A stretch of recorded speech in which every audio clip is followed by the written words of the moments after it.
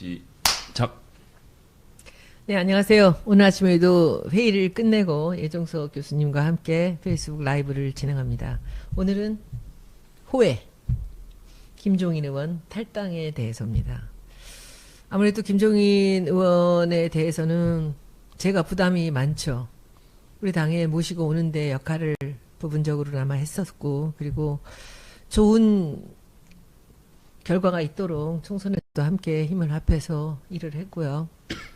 근데 막상 이렇게 탈당을 진짜 결행하신다라는 얘기를 들으니 만감이 교차합니다. 어떻게 생각하세요?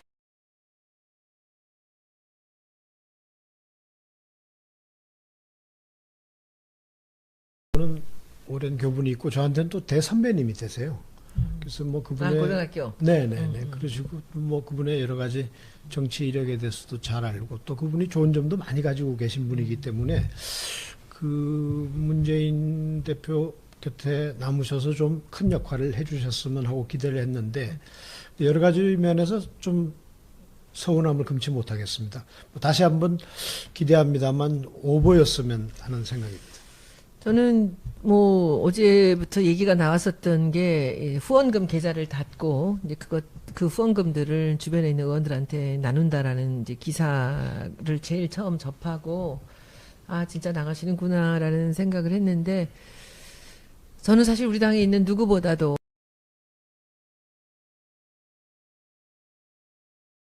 굉장히 오랜 그 이제 친분이 있었고요. 그리고 실제로 뭐 그분이 우리 당에 오시는 과정이나 이런 데서도 제가 많은 이제 걸 알고 있는 사람으로서 지금 이분이 나가셔서 이제 오늘도 벌써 기사에 그런 조짐이 보이는데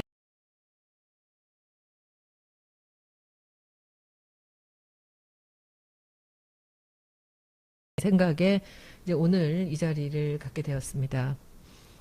사실 오늘 기사를 보니 나는 속은 사람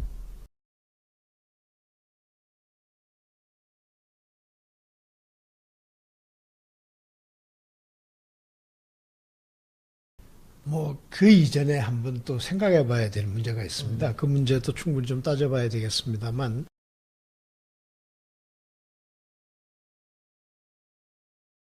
그러니까 그 사업하는 분들한테는 상도의가 있고 정치를 하는 분들한테는 정치적 도의가 있는 법인데 뭐 그 김 의원님께서 지난번 총선 때 영입이 되셔서 큰 역할을 하셨고 또 뭐 그 당에서도 왈가왈부가 많았습니다만 그래도 참 그 총선을 승리로 이끌었다 하는 점에서 큰 역할을 하셨는데 앞으로도 사실 큰 역할을 하실 게 많이 남아 있는데 조금 그 뭐 제가 이런 표현을 하는 게 어떨지 모르겠습니다만 소탐대실하는 것이 아닌가. 또 이분이 제가 오랫동안 이분을 지켜봐 왔는데 굉장히 판단력이 좋은 분이죠.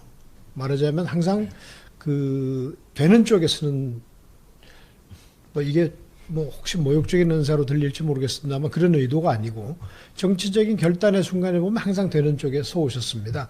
뭐 좀 이따 이야기를 하겠지만 이분이 우리나라 정치사에 아주 정말 특이하고 그 이런 이력을 가지신 분이 아마 전무후무할 것이다라고 생각을 하는데 이번에 만약에 그 탈당을 확정 지으신다면 아마 평생에 하신 의사결정 중에서 실패한 의사결정이 아니겠는가 하는 그 아쉬움이 있습니다. 또 그리고 자신이 그 말하자면 승리로 이끌었던 정당. 근데 이게 총선 승리는 아직 미완이죠. 대선을 끝내야만이 그야말로 그 정당에 기여를 하는 반대 이번에 등을 돌리는 것은 그 기여는 고사하고 좀 그 탄핵 정국 말미에 또 이제 그 대선을 목전에 두고 이런 정치적 결단을 하시는 것은 썩 그렇게 좋아 보이지는 않습니다. 제가 듣기로는 뭐 직접 듣는 말씀이죠. 제가 알고 있는 것들은 나는 대통령이 될 사람을 돕는다라는 말씀을 오래전부터 하셨어요. 그런데 지금 누가 보든지 문재인 전 대표 입장이 지금 가장 좋은 입장이고 그리고 가장 큰 가능성이 있는 상황인데 지금까지 그분이 하셨던 그 얘기들하고 다르지 않습니까? 대통령이 될 사람을 돕는다 하면 문재인 전 대표를 도와야 되는 게 맞죠. 그리고 지난번에 그 중앙위원회에서 2차 그 회의 같은 때서도 그 제주도에 있다가, 부산에 계시다가 비행기 타고 올라오셔서 댁에 가서 그 화를 내니까 그게 문 대표가 한 게 아닌데도 불구하고 친노들이 나한테 모멸감을 줬다. 친노가 준 모멸감이 아니죠. 비대위원들이 한 거죠, 그것은. 그런데 그 비대위원들이 14번으로 비례대표를 밀어놓고 했던 상황이 2차였고요. 1차에서도 칸막이를 만들어서 중앙위원들이 대노하게 만들었던 상황인데, 그때 상황을 제가 몇 번을 말씀드렸습니다. 그게 친노들이 하는 게 아니고 그 상황을 이분들이 받아들이지 못하는 것입니다라고 말씀을 드렸는데도 모멸감을 줬다. 근데 아무 죄도 없이 문재인 전 대표는 비행기 타고 올라와서 댁에 가서 또 이분을 한테 안정시키고 정말 자기가 다시 잘해보겠다 이렇게 뭐 고정하시라는 그 얘기를 했고, 그 다음에도 수도 없었습니다. 그런 일들이. 그런데 왜 이분은 계속 그 얘기를 자초지종을 설명을 드리고 진실을 말씀드려도 듣지 않고 이렇게 등을 돌리시면서 계속 지금까지 총질을 하시다가 이제 마지막으로 떠나셔서 뭐 기관총이라도 난사하실 생각이신데 진짜 그렇게 뜻대로 되지 않으실 겁니다. 왜냐하면 제가 그 과정에 많은 것을 알고 있기 때문입니다. 그리고 될 사람을 도우신다라는 그 이야기하고도 틀리고요. 그리고 이제 떠나면서도 또 이 당에서 할 일이 없다라는 얘기를 하셨는데, 이 당에서 충분히 할 일 많이 하셨죠. 오셔서부터 지금까지. 그런데 본인이 원하시는 게 뭐기 때문에 이런 걸까요? 왜 이렇게 이 당에서 할 일이 없다? 특히 문재인 전 대표를 등지면서 이렇게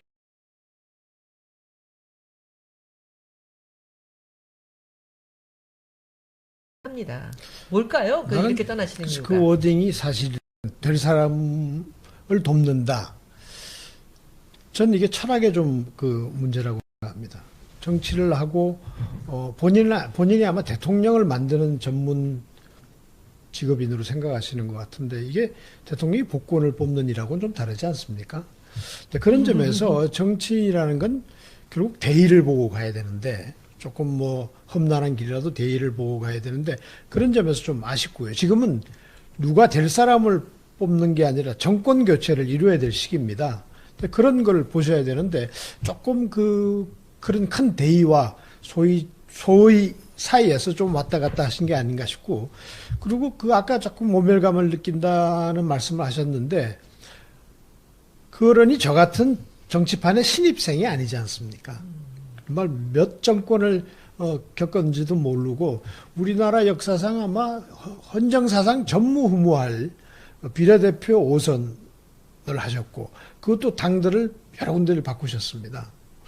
그런 정치적 감각을 지니신 분이고, 또 정치판을 많이 겪어보신 분인데, 또 뭐 정치판이란 게 항상 거친 말이 오가기도 하고, 또 뭐 수모를 겪기도 하는 건데, 당의 대표 역할을 하면서 그런 정도를 겪은 것은 그 모멸감이라고 하기엔 조금 부족하죠. 또 뭐 연배로 보나, 또 그러니 잘 아시다시피 굉장히 그 결기도 있으시고, 그럼요. 또 카리스마 있으신 분이잖아요. 제가 지금 정치판에서 그분 앞에 가서 고개 치켜들고 할 말 좀 하실 분이 우리 손의원님 정도?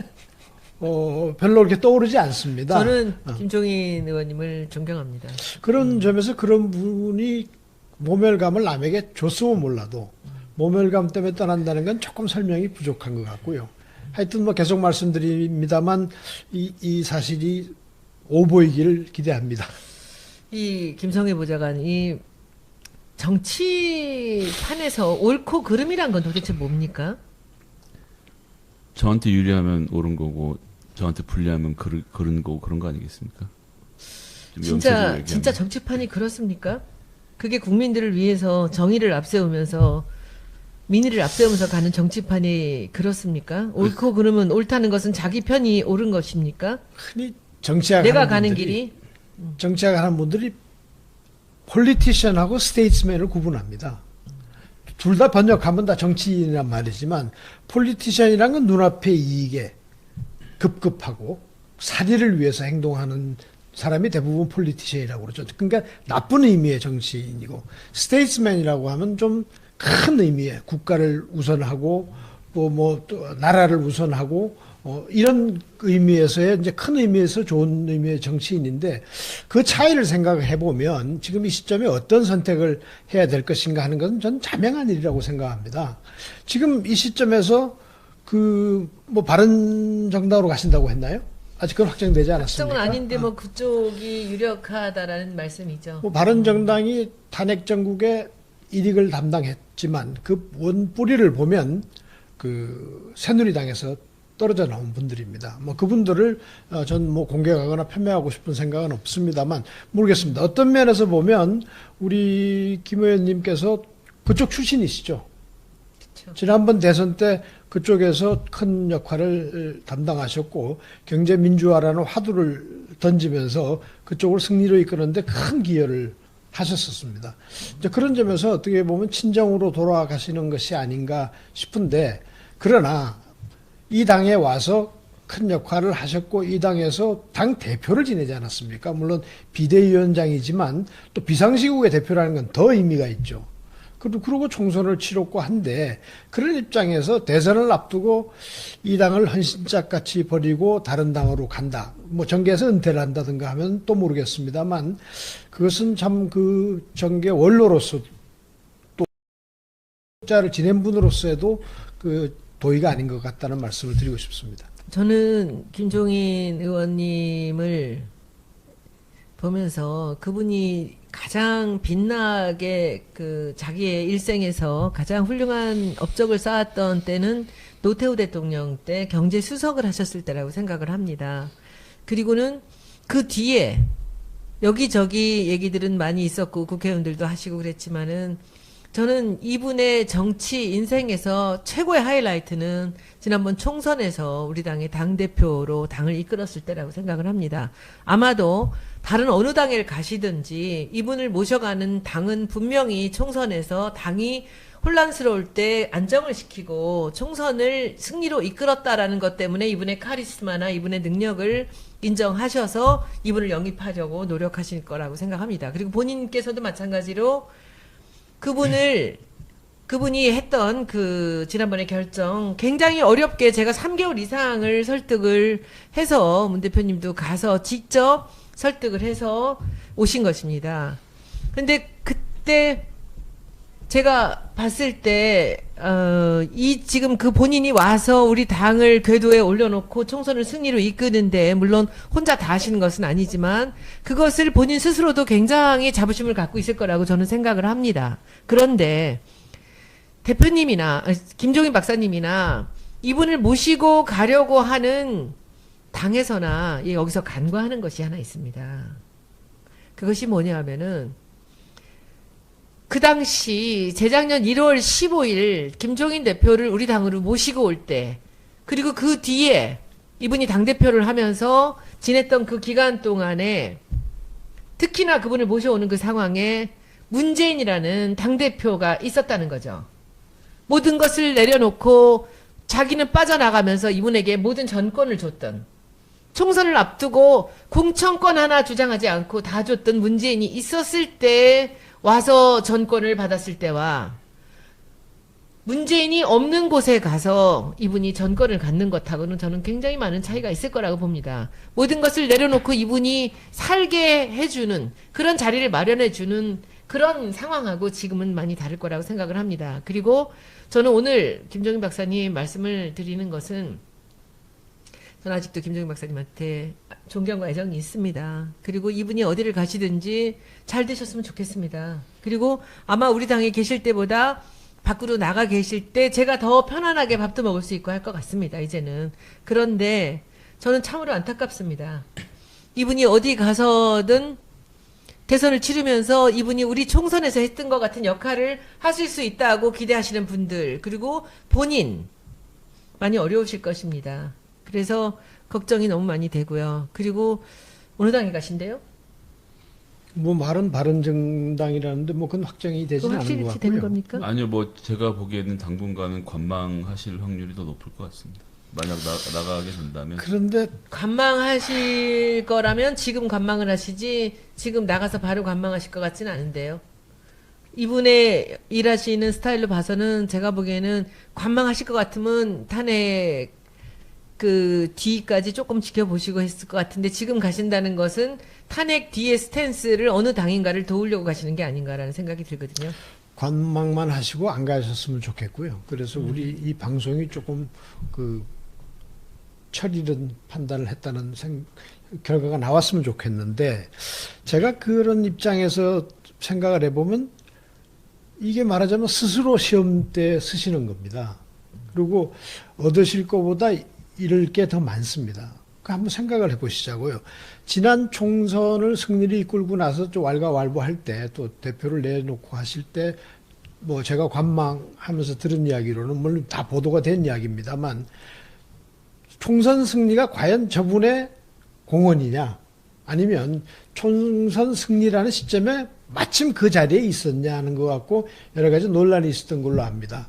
지금 그런 이야기를 하는 것은 사실 결례가 되기 때문에 제가 말씀을 좀 삼가려고 했는데 스스로 이제 그런 만약에 선택을 하신다면 굉장히 곤란한 시험대에 드는 거죠. 왜냐하면 이분이 가시면 어디든지 승리로 이끌 수 있다. 난 될 사람을 돕는다 이런 말씀도 하셨다는데 그럼 자 이번 대선도 될 사람 편에 쓰시겠다는 거 아닙니까? 그리고 여기서는 모멸감도 얻었고 될 사람이 아니기 때문에 떠난다는 건데 만약에 이번에 선택을 잘못하셨다는 결과가 나오면 예를 들어서 뭐 그 승리가 우리가 기대한 바대로 된다면 이분이 가셔도 별 도움이 안 된다는 그 당이 결론이 잘못한 나는 거죠 그때는 또. 네. 근데 그건 서로 판단이 잘못한 건데 그럼 왜 스스로 이제 연세도 참 적지 않은 연세신데 스스로를 시험대 위에 밀어 넣느냐? 저는 두 가지 중에 하나 있을 거라고 생각해요. 본인이 지금 상황에서 문재인 전 대표가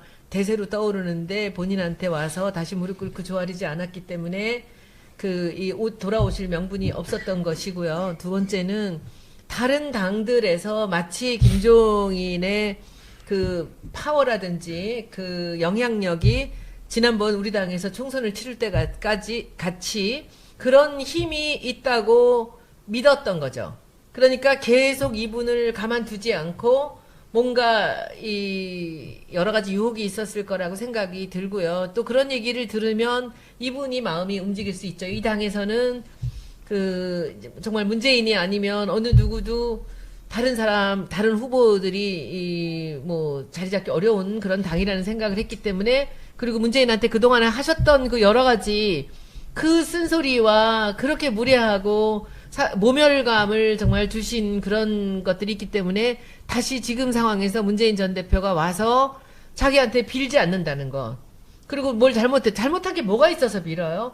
근데 그런 것 때문에 자존심이 상하셨을 수 있고, 그리고 다른 데서는 뭐 굉장한 대접을 해줄 것 같이 그렇게 이제 많은 유혹이 있지 않았을까라는 생각이 들고요. 저는 참으로 안타까운 게 오늘 기사에 나온 내용들 중에서 이런 내용들이 있어요. 정쟁과 분열이 나라를 망치도록 두어서는 안 될 것.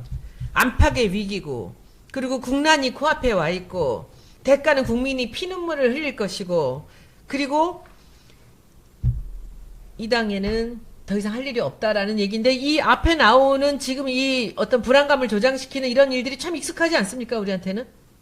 저는 이제 어제 페이스북에 김정인 의원께서 직접 쓰신 글인 건데요, 그 내용이. 거기 좀 저에게 눈에 띄었던 제목은 이 대목입니다. 안팎의 위기가 눈앞에 닥쳤을 때 정치가 대의 명분만을 따져 국민을 분열시켜서는 안 됩니다. 옳고 그름을 다 따지기도 전에 국난이 코앞에 다가와 있을 것입니다. 그 대가는 국민의 피눈물로 치르게 됩니다. 정쟁과 분열이 나라를 망치도록 둬서는 안 될 것입니다. 일견 옳은 말씀이신데 지금 이 나라가 두동강이 난 건 박근혜 대통령이 최순실 일당과 함께 이 국가 시스템 자체로 사익을 챙기고 블랙리스트를 만들고 하는 과정에서 국민들이 분노를 한 거죠. 그리고 거기에 반발하는 박근혜 지지자가 일부 있는 건데 그것을 지금 국론을 그렇게 해서 분열된 국론을 마치 저희 민주당을 포함해서 이 진영이 대의명분만을 따져갖고 지금 국론을 분열시켰다고 하시는 거 이건 전 사실 견디기 어려운 얘기. 이게 지금 이래도 박근혜가 잘못한 게 아니고 민주당이 잘못했다는 거고 그러니까 이 탄핵 국면 자체가 민주당의 잘못이라고 해버리시면 저는 그러니까 어제 이 말씀에서 이미 좀 저는 이해가 잘 그 얘기가 지금 오늘 아침 조간에 이제 기조입니다. 그 얘기들이 우선 그 말씀에 어폐가 있고요. 전 개인적으로 그 프레임이 제일 싫습니다. 지금 냉철하게 전국을 보면 그 여러 가지 여론조사에서 나오는 것이 탄핵을 찬성하는 국민이 한 80%에 가깝고 반대하는 국민이 한 15% 내외. 아마 거기서도 부동층이 한 5% 있다고 보면 15대 80의 전국인데 이걸 왜 5대 5의 전국으로 만드는지 왜 또 그러시면서 국론 분열을 탓하면서 왜 분열에 앞장서시는지 그게 좀 안타깝고요. 그 다음에 아주 현실적인 말씀을 하나 드리면 아까 대접 이야기를 하셨는데 아마 대접 더불어민주당에서 받았던 만큼의 대접을 받기가 어디 가서 힘들 겁니다. 왜 그러냐면 그 다른 정당의 그 상황을 보면 그때 그 총선 치를 때 상황이라는 게 굉장히 그 정말 위급한 상황이었고 그때 우리 손 의원님께서 뭐 나서서 정말 그 여러 가지 노력 끝에 그분을 모셔왔고 그 과정에 상고 처리가 있었다는 말씀도 제가 잘 알고 있고 또 그 상황도 잘 알기 때문에 정말 극진한 대우로 모셔왔죠. 그 다음에도 뭐 그분이 그 비례대표 순번 정할 때도 또 문 닫아 걸고 들어앉으시면 또 뭐 대표가 올라와서 또 뭐 그야말로 머리를 조아리고 사실 이게 일반 정당 정치에서 참 목도하기 어려운 풍경입니다. 어느 정당에서 전 대표가 현 대표에게 찾아가서 그것도 정권을 위임한 상황에서 뭐 빌고 뭐 무릎 꿇고 한다는 표현 자체가 저는 무릎은 굉장히 안 꿇었고요. 그냥 싫습니다. 간곡하게 설득을 하신 거죠. 그래서 그런 점에서 근데 굉장히 중요한 점을 강구하시는 것 같아요. 총선과 대선은 정말 다른 선거입니다. 아시다시피 총선은 하나의 선거 같지만 사실은 수백 개의 선거를 동시에 치르는 거죠. 그건 지역 상황도 다르고 후보 개인의 자질, 인기 이게 다 다르죠. 그럼 물론 거기도 바람이라는 게 있긴 합니다만 거기에서의 기여와 대선은 단 하나의 선거입니다. 여기서 이기느냐 마느냐 얼마나 지지를 받느냐 하는 것은 뭐 그 시간이 가면 저절로 드러날 것이고 거기에서 바로 실력이 드러나는 또 위상이 드러나는 선거인데 그런 점에서 왜 저 연세에 저런 선택을 하셨을까 좀 안타깝고 저라도 좀 가서 말려드리고 싶은 심정입니다.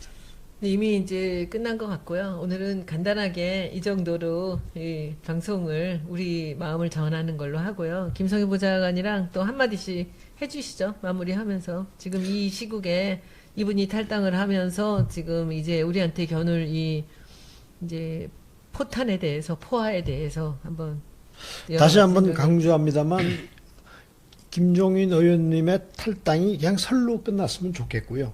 또 그게 우리 또 그 많은 후배들에게 본보기가 됩니다. 정치의 길을 가고 있는 사람들이 어떻게 처신하는 게 좋으냐. 그것도 아주 위급한 상황에서 정말 대의를 걷느냐 하는 것이 뭐 개인의 삶도 그렇지만 정치인의 삶은 더 그렇습니다. 그런 점에서 후배 정치인들이 볼 때 아마 지금 원내에서 가장 고령이신 걸로 제가 아는데 정말 후배 정치인들에게 여야를 막론하고 본보기가 되는 길을 가셨으면 하는 생각입니다. 저는 감히 말씀드리건데 이제 세대가 달라진 것이 있거든요. 그러니까 김종인 의원님께서 보셨던 혹은 겪으셨던 이 당 대표들 그때는 당 총재였죠. 그 노태우 전두환 대통령하고 문재인이라는 사람은 완전히 다릅니다. 그래서 지금도 어디선가 문재인이 다 무릎을 꿇려놓고 사람들 앉혀놓고 야 2월에 경제민주화법은 통과시키지 마 이렇게 오다가 내려와서 경제민주화법이 논의가 안 되는 걸로 생각하시는 모양입니다. 어떻게 2월 국회에서 경제민주화법 통과가 안 된 것이 문재인 후보의 책임입니까? 그것은 당 간의 논의 상황이 그랬고 그것을 가장 결정적으로 가로막았던 것 상법을 필사적으로 가로막았던 것은 자유당이거든요. 자유당이 그렇게 했고 그 경제신분들이 부추기는 과정에서 협상의 과정에서 안 된 것조차도 문재인 그 후보의 책임으로 미루시는 것은 예전 정치면 모르겠지만 지금 안 되는 얘기라고 저는 생각을 하고 그런 것들이 혹시나 앞으로도 이 벌어질 민주당의 모든 일들을 같은 프레임으로 씌우시려고 하는 것이 아닌가라는 걱정이 좀 되는데요. 시대가 이미 달라졌다는 것을 좀 알아주셨으면 하는 그런 마음입니다. 저는 김종인 박사님하고 알고 지낸 게 20년이 넘었습니다. 저는 저분이 공직에 계실 때도 알았고요. 국회의원 하실 때, 그리고 아니실 때도 계속 알고 지냈고, 존경하고, 저분의 말씀을 제가 귀담아 듣고 아주 훌륭하신 분으로 존경하며 살았습니다. 그리고 지난번에 문재인 전 대표의 부탁으로 김종인 박사님을 여러 개월 동안 안 오시겠다는 분을 간곡하게 설득을 해서 당에 모시고 왔고, 제가 저분에게 제대로 일하실 수 있도록 자리를 만들어 드리려고 노력을 했고, 문 대표님이 그렇게 모든 것을 내려놓고 호련히 떠나셨습니다. 그리고 지난번에도 말씀드렸지만 너무 잘하셨고요. 3월 10일 정청래 이해찬 의원을 자를 때까지는 저는 한 번도 이 김종인 박사님을 의심하거나 해본 적이 없습니다. 근데 그 후로도 그분을 가슴 아프게 했고, 그래서 제가 또 지역구에 나갈 수밖에 없었고, 이런 일들이 있었지만, 그럼에도 불구하고 사람들이 아무리 김종인 박사님 얘기를 하고 우리 지지자들이 싫어해도 제가 노골적으로 등을 지거나 그분을 폄하하거나 조롱하거나 한 적은 없습니다. 단지 문재인 전 대표께 심하게 정말 막말 수준의 그 언사로 문재인 전 대표를 폄하하고 뭐 정말 그야말로 정말 듣기 어려운 얘기들을 할 때 제가 2번 언론을 통해서 그 김종인 박사님께 제가 싫은 소리를 한 적이 있습니다. 사실은 2012년도 대선을 얼마 앞두고 제가 김종인 대표께 문재인 전 대표를, 김종인 박사께 문재인 전 대표를 만나게 했던 적이 있습니다. 경제정책이나 여러 가지 얘기들에서 문 대표가 그 김종인 박사님을 좀 알았으면 좋겠고 그 얘기를 좀 들었으면 좋겠다라고 생각을 했었는데, 그때는 이미 비대위원으로 가시기로 했고 그냥 좋은 얘기만 하고 끝났습니다. 그리고 2012년 대선 결과가 모든 것이 발표된 10시 30분경이었는데 김종인 박사께서 저한테 전화를 하셨습니다. 제가 문재인 전 대표하고 개인적으로 잘 알고 있다는 걸 물론 알고 계셨죠. 그때 하셨던 말씀을 저는 잊을 수가 없습니다. 지금도. 뭐라고 하셨냐면요. 10시 30분에 대선의 모든 것이 끝나서 망연자실하고 있는 그런 상황에 저한테 전화를 하셔서 문재인 후보한테 전해라. 1460만 표라는 이런 대단한 표를 정치 초년병이 얻는다는 것은 있을 수도 없는 일이다. 이것이 얼마나 대단한 일인지 본인이 알아야 된다. 1460만의 국민이 문재인을 찍었다. 절대로 좌절하지 말고, 여기서 그만하겠다는 생각하지 말고 다시 다음번에 도전하도록 용기를 북돋워 주기 바란다라고 저한테 얘기하셨습니다. 저는 사실 그 얘기 한마디로 지금까지 김종인 박사를 믿었습니다. 어떤 일이 있어도 이분이 노하거나 그리고 이분이 뭐 불쾌하거나 할 때 어떤 얘기들도 할 수 있지만은 저는 그날 하셨던 그 얘기, 김종인이라는 정치가고 경제학자가 문재인의 1460만 표에 대해서 얘기를 하시는 그 순간 저는 믿었습니다. 이것은 대단한 표구나. 그리고 어떻게든지 문재인 대표님이 포기하지 않고 그대로 잘 하시도록, 다음번에 또 나오시도록 내가 도움이 될 수 있었으면 좋겠다. 사실은 그때 하셨던 그 말씀이 제가 모든 제 직업을 내려놓고 우리 당에 오게 만드는 동력이었습니다.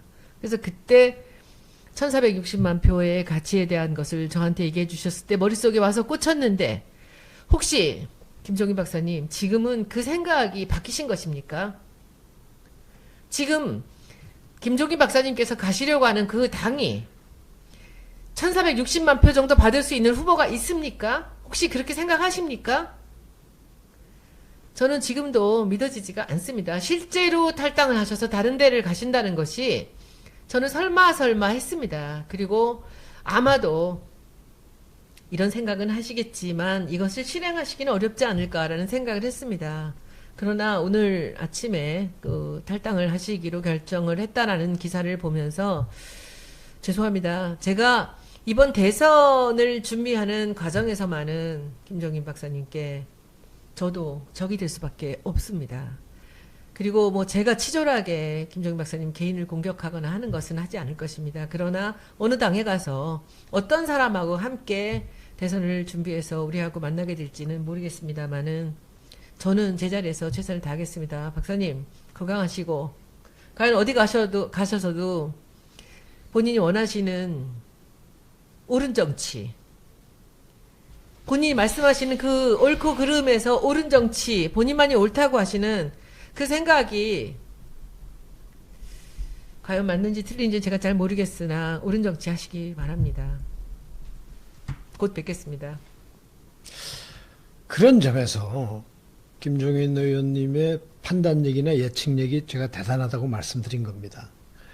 그 선거에서 그 영입하시기 위해서 그 문 대표하고 가셨을 때 노를 하셨고 이미 오실 상황이 아니었습니다. 아니 그때는. 이미 박근혜 네. 캠프에 가시기로 한 건 그 선거가 박근혜 후보가 이길 줄을 예측한 것이고요. 근데 그때 한마디 딱 하셨던 예. 게 있어요. 내가 박근혜를 돕는 이유. 계속적으로 똑같은 얘기 하셨어요. 가족이 없기 때문에 비선의 문제가 없을 거다. 돈에 욕심이 없다. 이게 뭡니까 진짜. 가족 때문에 그 정치 지도자를 선택한다는 건 조금 그런데 아무튼 그런데 그분 말씀이 맞는 거죠. 나는 될 사람 편에 쓴다. 대통령이 될 사람 옆에 쓴다. 그 정확하게 박근혜 후보가 될 거라고 예측을 한 건데 그날 밤에 전화를 한 것은 조금 나쁘게 생각하면 절묘한 시점에 보험을 든 거죠. 아, 무슨 보험이야 떨어진 사람한테. 아니죠. 그 다음 몇 달 내로 있을 일을 예측을 하신 거라고 저는 봅니다. 아, 그렇게까지 잔머리를 구르시지 않을 아니야. 거라고 저는 생각합니다. 그게 잔머리가 아니고요. 경제 민주화가 토사구팽 당할 걸 아셨으리라고 짐작해요. 왜냐하면 그 막판에 그런 일이 그때는 이미 있었거든요. 당했어요. 예. 그러니까 그런 이야기를 하신 건데 아무튼 선배님 죄송합니다. 이런 말씀 드리게 돼서. 그러나 그 이번에 제발 좀 현명한 선택을 하셨으면 하는 안타까운 마음에서 이런 마음 드립니다. 근데 미안합니다. 본인이 나오실까요? 다른 사람들을 내세울까요? 그건 조금 냉철하게 생각하신다면 본인은 지금 지지도가 없죠. 그리고 지금 연세를 생각하면 3년 지금 임기를 개헌으로 들고 나와서 하시면 된다는 그 생각을 선거에 하시는 나실 거죠. 그렇게 된다면 뭐 김대중 대통령이나 레이간 대통령보다 더 고령의 대통령 후보가 되시는 건데 글쎄요. 그건 아니라고 봅니다. 또 누구를 돕겠다는 생각이신데 지금 사실은 도울 만한 분이 없다는 점에서 안타까운 선택이라고 자꾸 제가 말씀을 드리는 겁니다. 오늘 방송은 여기까지입니다. 네, 감사합니다. 고맙습니다.